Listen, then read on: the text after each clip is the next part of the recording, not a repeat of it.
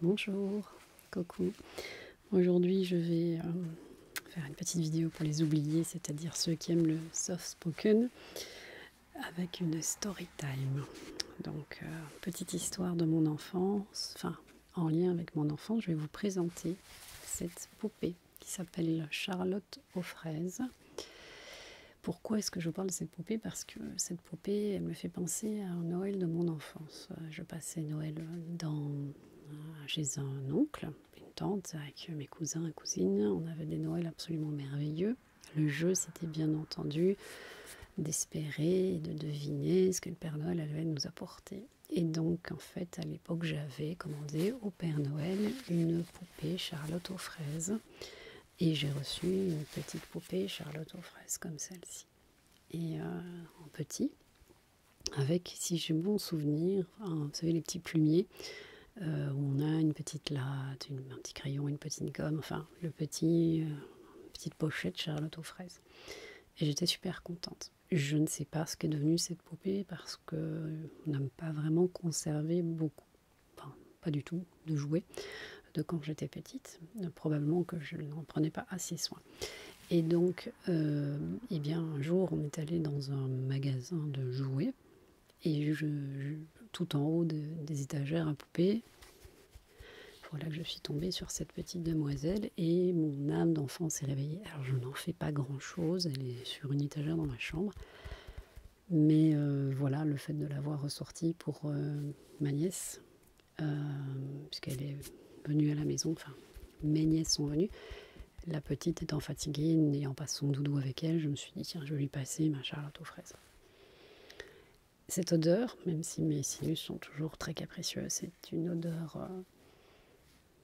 voilà, c'est l'odeur de la Charlotte aux fraises de mon enfance. Alors, c'est des odeurs artificielles, mais c'est vraiment ça. Et ça a beau être quelque chose de pas très naturel, c'est un souvenir. Voilà, c'est gravé dans la mémoire. Les souvenirs olfactifs sont très très forts, en tout cas chez moi.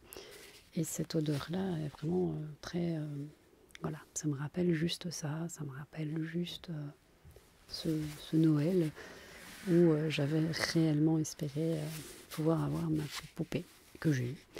Et voilà, et je me rappelle de cette petite poupée. Et quand j'ai vu celle-là, je me suis dit, oh, on va pas la laisser partir. Et donc je l'ai achetée.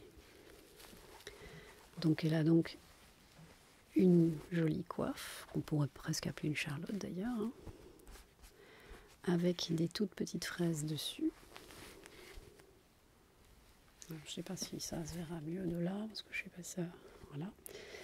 Elle a un magnifique petit sourire avec des yeux très très très très jolis.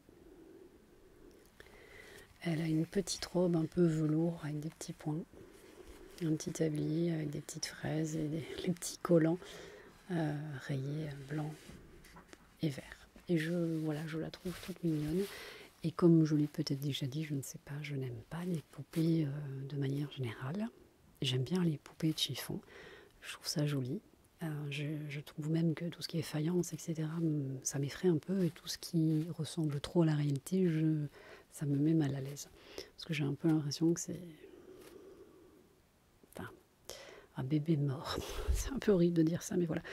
Donc c'est vrai que du coup, voilà, c'est quelque chose qui me... Voilà, les poupées, c'est pas quelque chose que j'adore, mais donc, voilà, ce type de poupée en tissu comme ça, elles me plaisent beaucoup. Je les trouve plus rassurantes, doudou. Voilà. Et je voulais partager un petit peu cette petite histoire, parce que bon, il y a quand même 24 jours à couvrir avec ce calendrier de l'Avent. Il faut trouver des idées, donc je cherche des petites idées pour papoter avec vous. Et donc là, j'avais envie de parler de cette histoire. Parce qu'elle est quand même un peu en lien avec le thème de Noël dans mon esprit.